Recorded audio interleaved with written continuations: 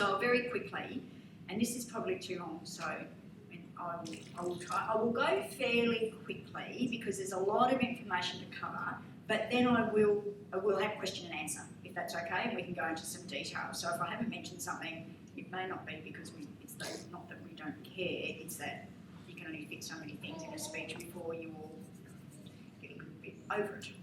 So just to remind you where we've been coming from in terms of some of the way that we have been treating our planet and our environment.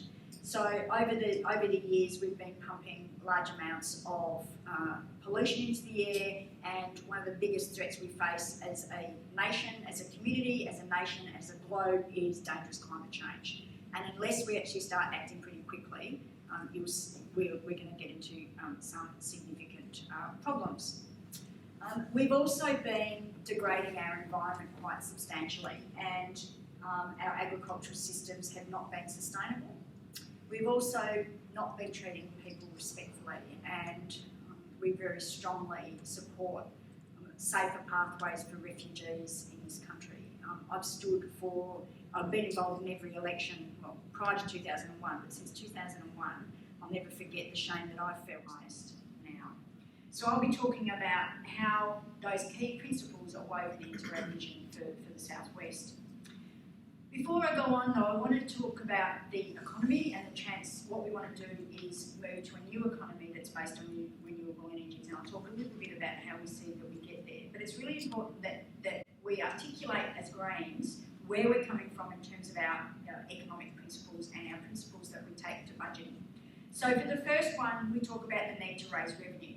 We're coming from the perspective that yes, we do need to raise the revenue, but we need to be doing it in a way that matches the need for the emergencies and the situations that we face. So we are, and we're not afraid to say it, we are going for dealing with negative gearing. We are going for dealing with capital gains tax. We are going for dealing with paying a fair price on carbon. We are going for ending the $21 billion subsidy that goes to fossil fuels every year. Those are the sorts of things that we will be targeting, and we are taking to elections a balanced budget. So the things I'm about to talk about, the expenditure we're articulating, under our policies, we've got the proposals about where we're going to be raising the revenue from for those proposals. So these things are achievable. We also are talking about a growing economy. In fact, I was just down at Market River and we're talking about this a bit. The concepts, the proposals that we have in terms of transitioning to a new economy that's based on renewables, that's based on innovation, will actually grow the economy. And it will grow GDP because we're talking about, for example, substantial investment in infrastructure. And therefore, the way that we measure our GDP actually means that will actually grow the economy. But it'll be growth that actually is productive and actually helps our transition to a new economy. We also talk about getting money moving, and that's where our investment in infrastructure comes in. And we have a significant proposals for investment in infrastructure, whether it be transport infrastructure or clean energy and renewable energies. There's significant proposals for that. Also want to talk a bit about managing surplus and deficit. And we will continue the guiding principle of having around 3% of GDP as deficit. But then we need to come to the issue around debt. And you hear government talking about debt all the time. Under the Howard government, debt was around 26% of GDP. You didn't hear a lot of people talking about the debt crisis, the debt crisis, the debt crisis. Our proposals are that we have debt of around 25% GDP, but that debt is good debt in that it is being invested in growing our infrastructure, growing our economy. In other words, it's being productive debt. And that's something we're unashamed of. We want to talk about debt. We want to acknowledge that we need to invest to grow our economy in ways that are productive. And the other budget principle, so we've got 5 key budget principles, is the budget principle around inequality. We want to be investing so that we address inequality in this country and making sure that any proposals that we are taking are not worsening inequality. Just a few quick facts that you probably won't pop in your head very long, but in Australia, the bottom 20%, the top 20% earn about 5 times the income of the bottom 20%. That's in wealth. That's in income inequality. In wealth inequality, the top 70 times the wealth of the bottom 20%. And we know that the impacts of inequality have negative impacts on your health, on your ability to gain housing. There's a whole lot of impacts that the research is now showing that result from inequality. The key, and those are our budget principles there on the screen. And as Scott says, never read out what's on the screen to people. So anyway, I just articulated what those principles were. The start of our vision for Australia, for Western Australia and for the Southwest is that we acknowledge that there's unfinished business in this country, and that is that sovereignty was never ceded to this country.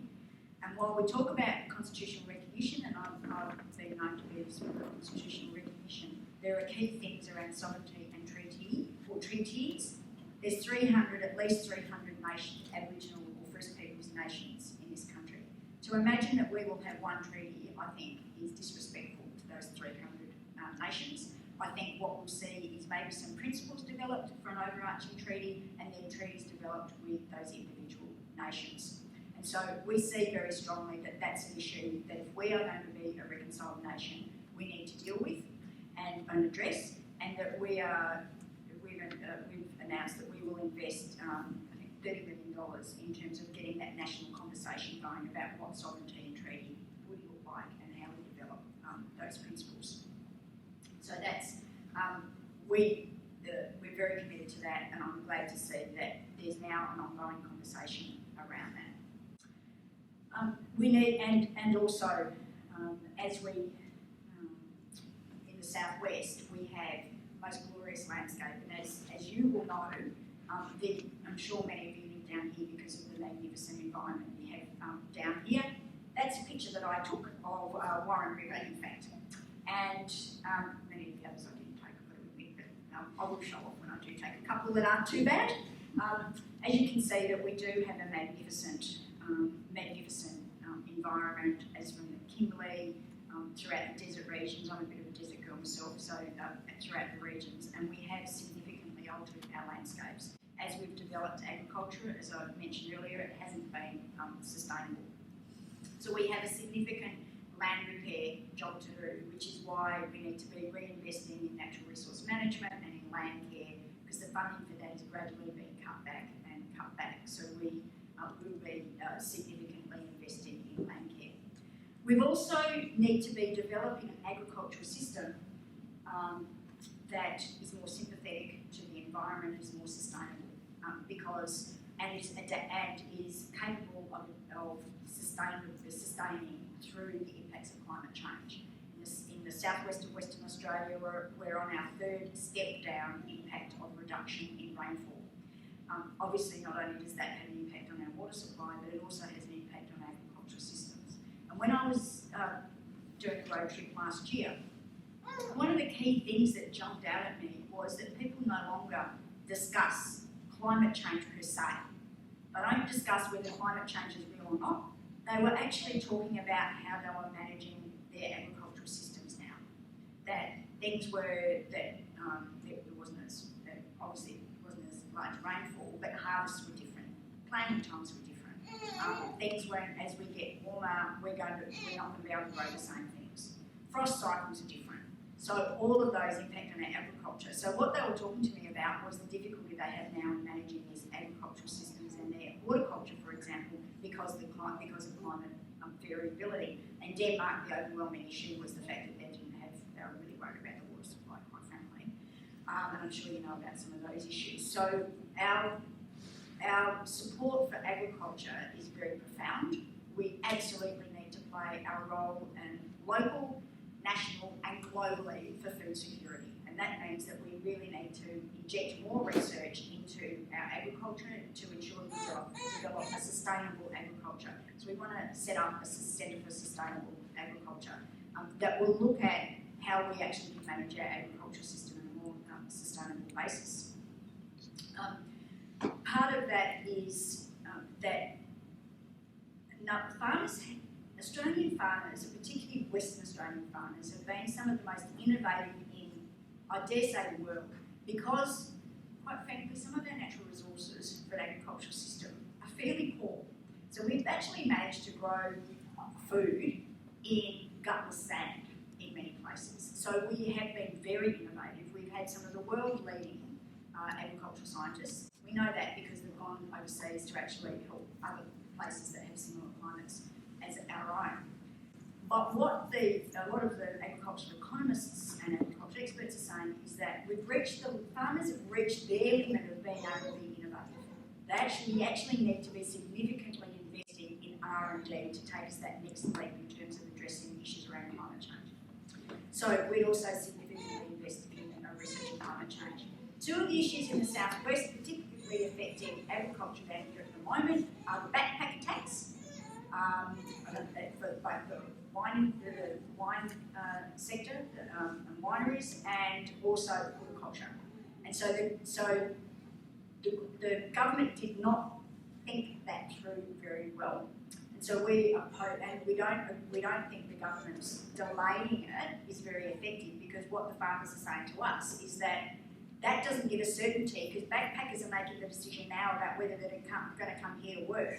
And if the government's saying, well, at the end of the year we're going to apply the backpacker tax, right when they'll be working, or just that they are not going to come. So we're saying we won't support it, and they need to, if they want to review it, they come back with a new proposal. For the time they shouldn't apply, not even the delay, you come back with a new proposal. And there seems to be some coalescence around 19% or something like that. The backpackers also seem to think fair. So we'll see. We're waiting then for the government to come back with another proposal. In the meantime, we won't support it. The other one is the wet rebate. I'm sure some of you all have heard that debate, that issue. Sorry, I'm assuming the wine equalisation tax, which the government again made a decision about it that significantly impacts on small wine growers. And they also want to delay the working out who it applies to, the eligibility criteria, until, guess what, after the election. Very convenient timing, folks. And so we're saying, while our overall policy around tax on alcohol is actually moving to a volumetric tax, a tiered volumetric tax, which we think is a fairer way of taxing alcohol. Guess what? The government's not going to apply that immediately, so while that's our ultimate aim, we also want to make sure that the wet tax rebate scheme is actually appropriate and fair. So we've got a set of principles about how that should apply. We don't support the government's proposals now. We think it needs some amendments, and we also think they need to come clean about what the eligibility criteria is now. So not after the election, but now, so people know what they're talking about. So we're going to obviously be pursuing that one with government. One of I've already talked about main care. Sorry, I jumped forward on the order. I'm sorry, but one of the key areas that Western Australians, all Western Australians, are consistently comment to us about is their love of the marine environment and their love of spending time on the ocean. Most West Australians do live quite close to the coast or enjoy going to the coast and recreate on the coast. I personally am very invested in this particular issue because I've been campaigning since the very late 80s for a system of marine reserves around Australia, particularly in Western Australia. And for a short period of time, the Gillard government, the previous governments have been putting in place over say around 10 years, a system of consultation to start talking about bioregional marine planning, so that we can actually get in place for the marine environment a system that's actually based on science, the evidence, and has not largely been degraded. WA is actually quite good at managing its fisheries. I still complain there's still issues, but Australia-wide we're actually pretty good. Australia's actually not too bad at managing fisheries, and that's I think that's positive. We can improve. But in terms of the marine environment, what we're talking about here is, instead of like we've had to for the terrestrial environment, and that is, in our conservation estate, very often we get the last bits left. May not have been the bit that we would have liked to have if we'd started from scratch designing what a reserve system looks like. In the marine environment, we still largely have the opportunity to do that. So that's what was done.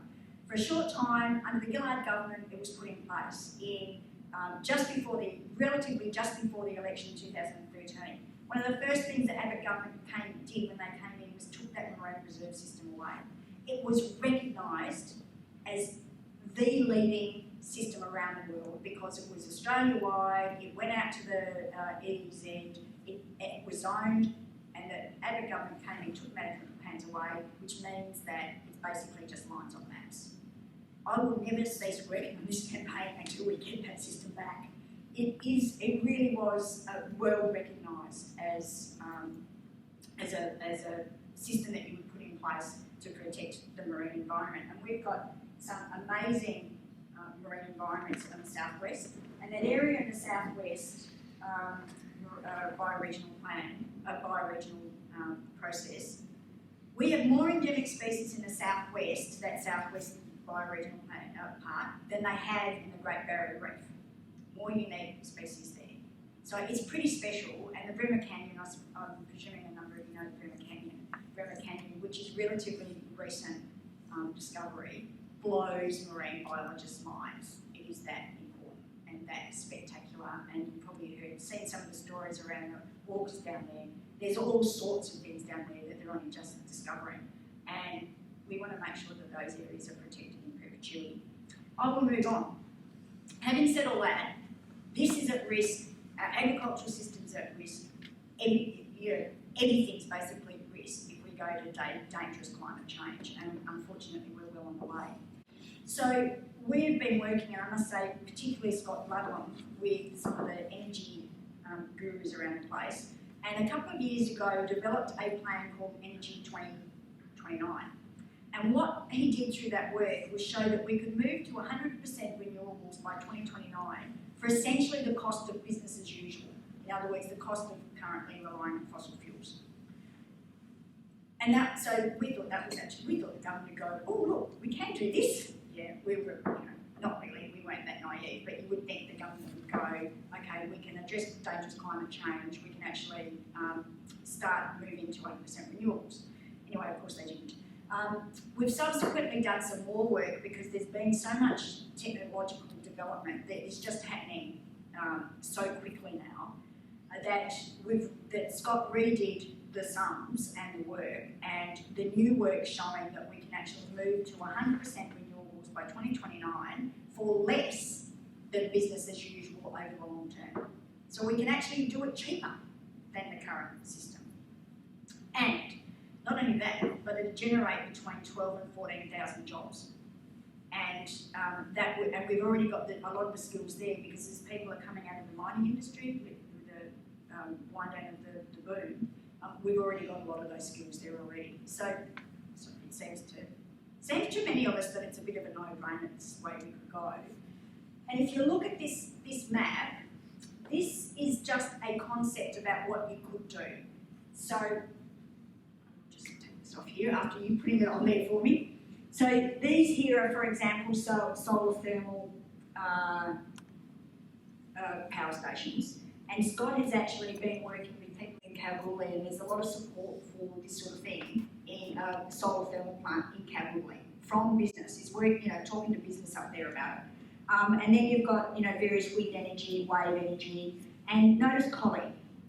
Now, Collie's is already in a bit of trouble. It's going to be in big trouble into the future as we just leave coal. And you can actually, it's dying. It will die.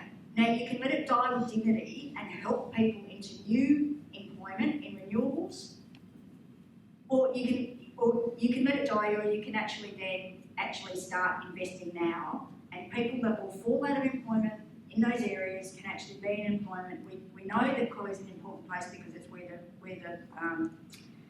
the transition system starts, basically. So there is a future there if we start working now on it. So we are strongly taking that issue to the election. One of the issues there with the done it again, sorry, Michael, there we go. With where we're at with our electricity system and the fact that many of us that can afford to can put PVs on their roof. I bet many of you in the room have photovoltaic cells on your roof. I have at home. We'll be moving to get storage, now that the storage batteries are so much cheaper and the technology's improved, we'll be getting some of those soon too. So many people will be able to get off the grid totally and have not paying, they've already got PVs and they're generating most of their electricity. What's happening then is that those on lowest incomes, those that are in rental accommodation, who can't afford to put PVs on the roof, their bills are going up because they're the ones that are bearing the cost of the ageing infrastructure. So, Michael and I was talking about today, and I've mentioned it before too, it's Nalda, the energy minister, wasn't it? Yeah. He said, Nahan, I always get Nalda and Nahan mixed up. He said a couple of months ago that soon Perth will be moving to be able to generate its daylight energy requirements just off PVs on people's roof. Now, I don't really enjoy saying people told us so, but when I was in Cons Council, when we were lobbying to stop some of the investment in fossil fuels, that's exactly what we said. We said that you will be able to generate electricity off PVs on people's roofs, and they went ahead and invested in that infrastructure anyway. And now what's happening is that infrastructure is ageing, it's going to become redundant, but somebody has to keep paying for it. So that's going on people's bills that can't get off the grid, that can't actually generate cheaper, generate their own electricity. And so they're paying bigger and bigger bills. And what we are also very committed to is making sure that when we transition to 100% renewables, we take everybody with us and don't leave people paying for the cost of the old infrastructure. Which takes me on then to the issue of inequality. I mentioned earlier that Western Australia is the second highest rate of inequality. And surprise, surprise, that got worse under the boom. The implication in some traditional economics is you make lots of money, that'll trickle down and it'll float everyone's boat. Well, in fact, the research shows that in fact that's not what happened in Western Australia, and those that are on lowest incomes did not greatly benefit from the boom, and many of us would argue, in fact, we're in worse positions because housing affordability disappeared for many. But, and as I said, we know again from the research that inequality has a significant impact on people's health, on people's ability to access education, on their ability to access employment, access housing, access secure housing. So we also think one of the key ways that you can address that is addressing issues around the adequacy of New Start. New Start's the dole payment, and there's around going on for about 5,250 big more people on New Start. Just in the Forest electorate, there's a lot more in O'Connor. There's nearly 6,000 people on New Start in O'Connor. So that would significantly help by increasing New Start by $55 a week. Most people, if you're living on New Start, you're basically living in poverty. You cannot advance. And again, the research shows that if you're living in poverty, what you're thinking about is how you address the poverty. What you're thinking about is how to put a roof over your head if you're in unstable and insecure housing, not looking for work. So it becomes another barrier to work. So all this punishing people because they're unable to turn up for a job appointment or things like that, it's actually, again, doesn't work. So the key thing we do there is increase New Start, and then also start putting in place a process called, we're calling it the Equality Commission. Quite frankly, if somebody wants to pitch the idea and call it something else, I don't really care, but the idea is to have an independent process for setting the income level, the payment levels for income support, because at the moment the government doesn't. And New Start has not been increased meaningfully for 2 decades. It's CPI, but it doesn't keep it up with the cost of living. So for 2 decades, because the governments of both a number of persuasions have in the past demonised people on income support. And so we actually need an independent process to look at what payments should be. We'd also task them with the job of looking at putting in place provisions to address inequality and a national poverty plan. The other key thing is that we, as a community, talk about, we support, and Australia is very proud of its universal healthcare system, of its universal education system. There's been various attacks on it, but we still hold that concept dearly. We think that we also need to be doing that for social services. So in other words, guaranteed access to social services, no matter where you live, so you can access social services when and where you need them. And in the southwest, when when I was talking to people, one of the key things that came out is, for example, access to mental health services, which raises some really significant issues throughout the southwest, and people's concerns about not being able to access those services. So they're the sorts of services that we're talking about. Services such as early intervention, other sorts of family support services, domestic violence services. Again, we've seen from the numbers, a significant increase in domestic violence. The same in the southwest as we've seen elsewhere. Drug and alcohol services are a really big one. There's no residential, and I'll come to other issues around Aboriginal and Torres Strait Islander people in a second, but there's no residential drug and alcohol service in the whole of the southwest. I'm talking from Geraldton down across the southwest. There is no services. There's some really good ones in the Kimberley. In fact, people from the south go up to north, and I was up in Brew last week and they said they've stopped taking people from down south. They can't service their own community in Kimberley. It's ridiculous to have to send people from the south up to the north for drug and alcohol services. So significant investment there, we think, is required. The issues around aged care is a significant issue. In the past, aged care has been an issue in the southwest. And then they put in a few new facilities. But one of the issues coming up now is the government has just announced a cut of $1.6 billion from aged care funding, from the ACFI instrument.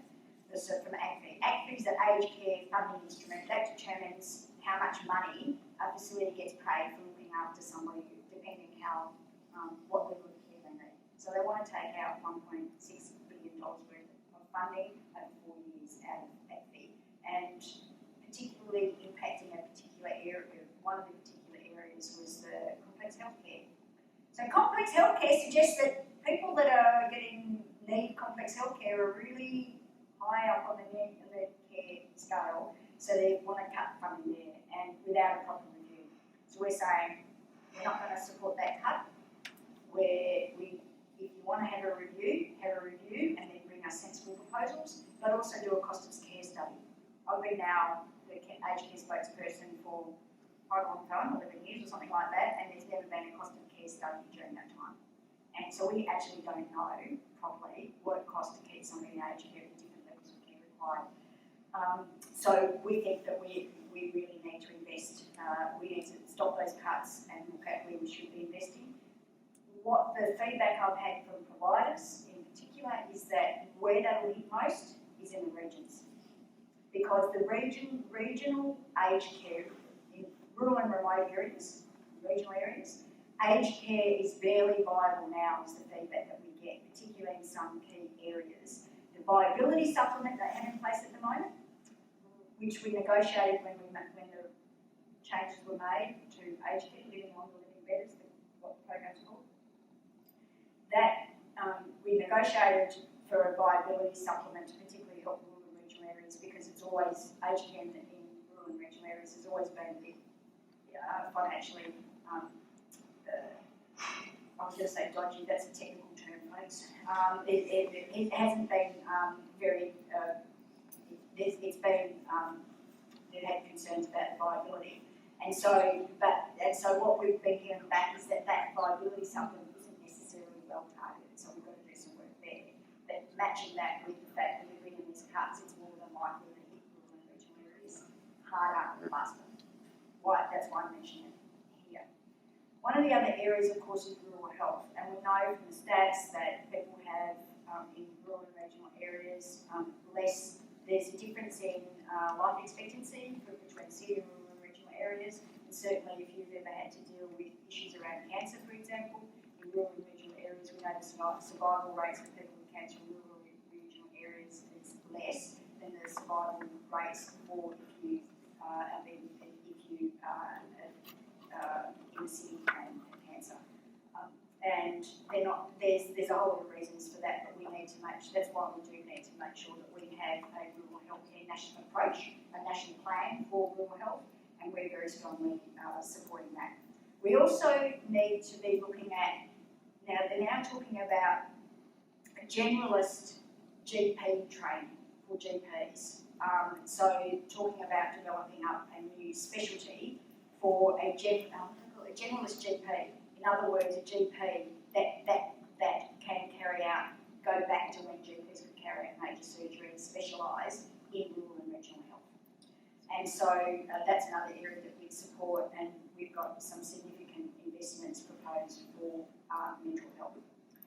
I will speed up. Sorry, there's so many things to talk about, but I do just want to quickly touch on Aboriginal and Torres Strait Islander peoples because they are a particularly vulnerable group. We've got a number of vulnerable groups, single people, older Australians, which we've got significant policies about, but particularly for Aboriginal and Torres Strait Islander peoples. There is still a gap in life expectancy. People know that. We are not on track to meet our agreements that all political parties have made and communities made to close the gap by 2030. We are not on track to meet that. So we've got to step up our level of investment and the programs that we're supporting to address that gap. A young Aboriginal man is more likely to end up in jail than he is to end up at university. And that's an indictment on our community. So we need to be addressing the high incarceration rates, so investing in early intervention programs, family support programs, justice reinvestment, where you take a small proportion of what's normally spent on jails and invest that in addressing the causes of disadvantage, building up cultural connection again, and putting in place some community support programs. So we're committed to a national justice target. We're supporting the call from Change the Record, which is a group that's a coalition of groups that have started to now address issues around incarceration rates for Aboriginal and Torres Strait Islander peoples. One of the issues that particularly came up during the consultation process when we were talking to people in the southwest and consistently comes up in Perth is homelessness and affordable housing. And I was actually quite shocked when we were doing when I was doing the road trip and talking to people around the level of everybody talked about housing affordability. And again, it wasn't an issue that I'd heard when I'd been down here in the past talking about issues. Housing affordability, homelessness, the high rates of homelessness, for example, in Margaret River, the issues around affordable housing came up everywhere I talked to in the southwest. And the new report that I just talked about, Back West Curtin Economic Census study just came out 2 weeks ago on housing affordability, clearly identified housing stress in the regions. So it was the feedback that we got from the community was also what was being picked up in the research that was carried out. So that Albany was a particular hotspot, folks. It was bright red when you look at housing stress. Kimberley, but also areas throughout the southwest. So we need to start investing in addressing homelessness. There's a call to halve homelessness by 2025. We're ignoring that. We're going for ending homelessness by 2025.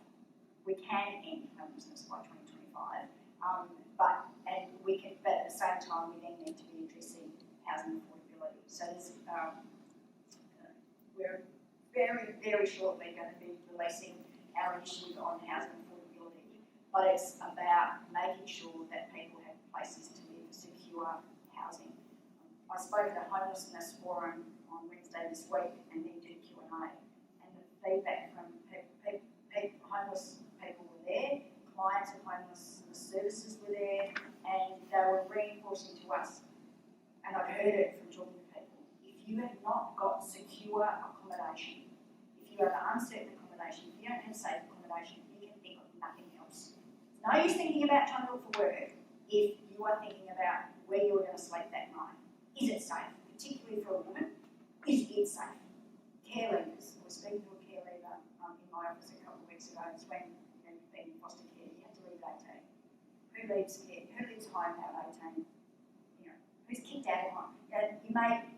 People that leave home at that age are either in foster care and they're forced to leave, or they've got really bad family domestic violence. That's a leading cause of homelessness. So you've got very vulnerable people needing a roof over their heads. They're not going to worry about finding a job until they can actually find somewhere safe and secure.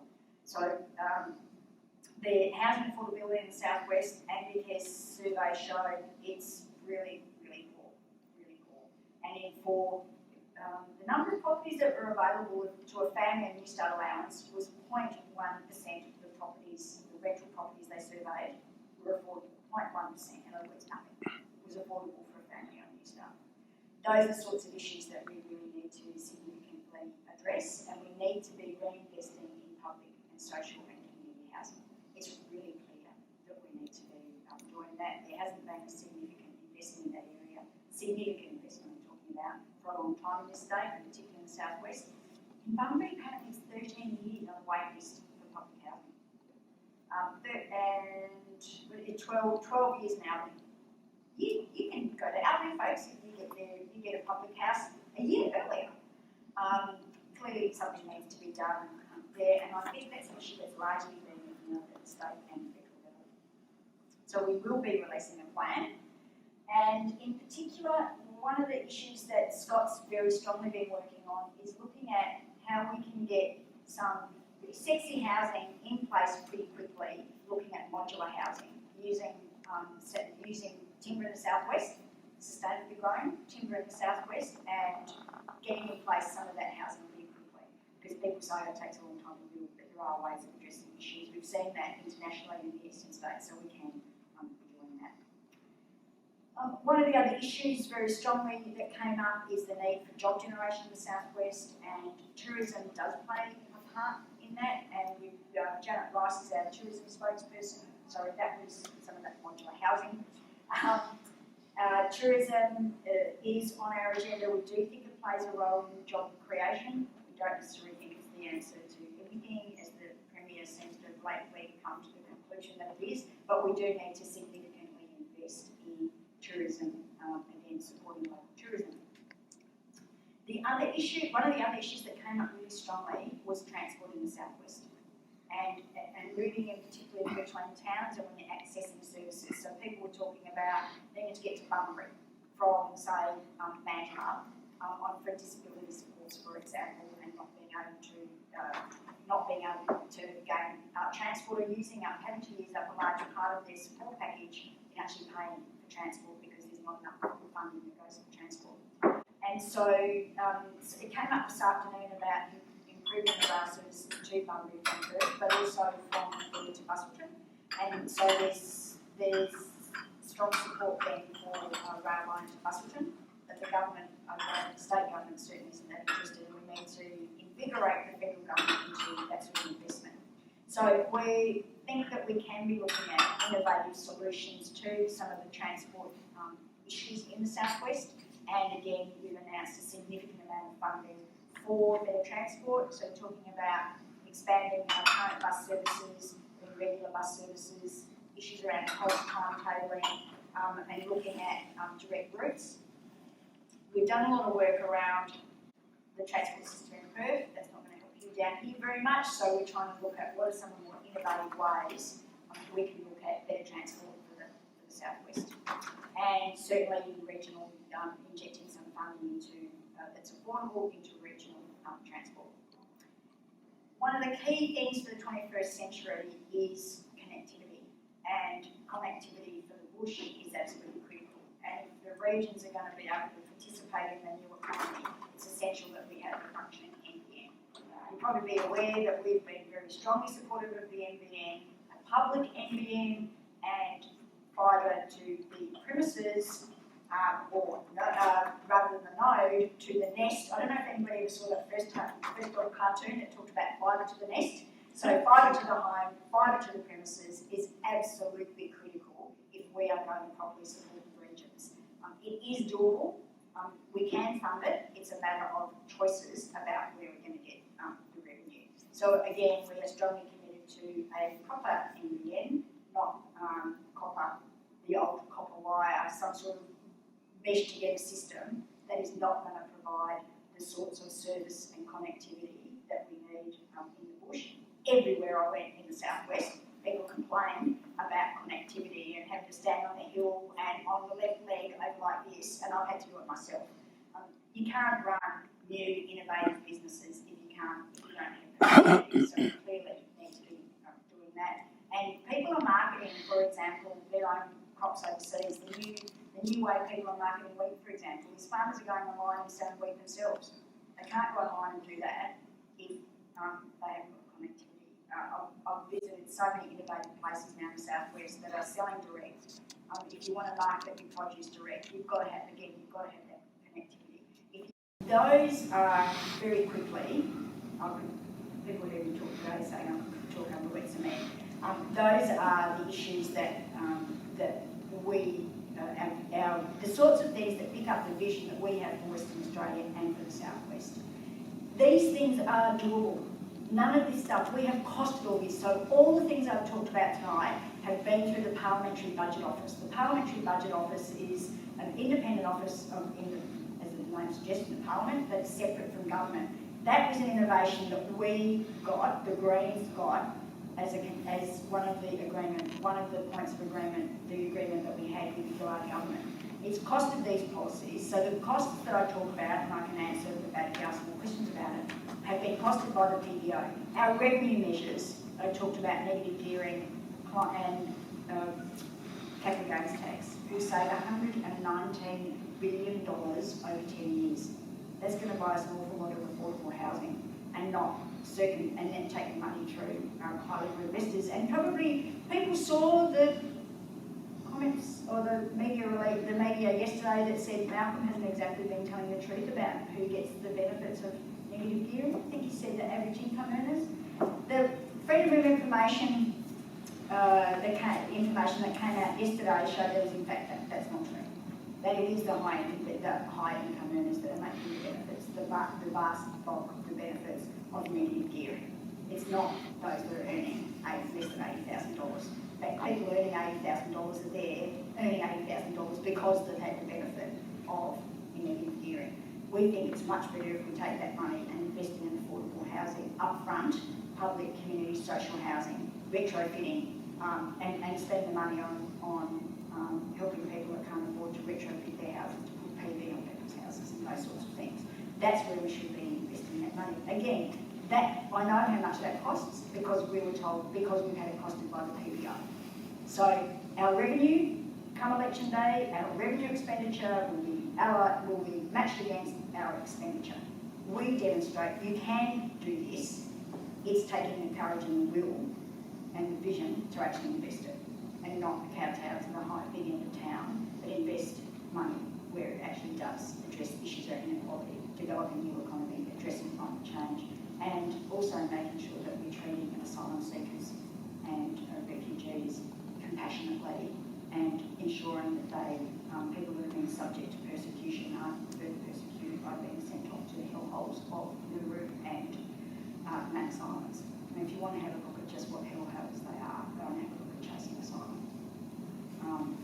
Don't go at night and don't expect, go and watch it during the day so you're not left with the awful visions at night because it really is a nightmare. We can do better than that as a compassionate country. So if you go online, go to the Greens website, all this is on the Greens website, all our policies, unlike other political parties, all our policies, all our initiatives are on the website. We've always had all our policies on our websites. Other parties don't. Or they take them down after the election very, very quickly so you can't hold them to account. Go online, look at ours, they're always there, we don't take them down, they're always there, you can go and check them throughout the election period, throughout the 3 years before the next election. Go and have a look at the detail, but I'm really happy to answer any questions now. Supplement, because many of them are studying, many single parents were studying, had to drop their studying work. So each way you look at it, it is a perverse, they had many perverse outcomes. So yeah, that's an issue that we need to address. Senator. I was just going to ask, I'm not too sure if we missed when we came a little bit late about the environment, but we just particularly, there's a strong movement opposing the gas fracking down here in the southwest. Yeah. So that's one issue that I didn't address. I did talk about the environment to begin with. That's one issue that definitely came up, and I apologise for missing it, and it's a very significant issue. Fracking is a very significant issue. In fact, the Kimberley, the Midwest and down here, we are opposed to fracking for a number of reasons. One is fracking has a very, there's issues around water use, possible water contamination, emissions. dissects the landscape, interrupts agriculture, will impact on tourism. People aren't going to want to come to the southwest to see a whole lot of fracking wells around the place. But also importantly is that we don't need the gas. We're moving to 100% renewable energy.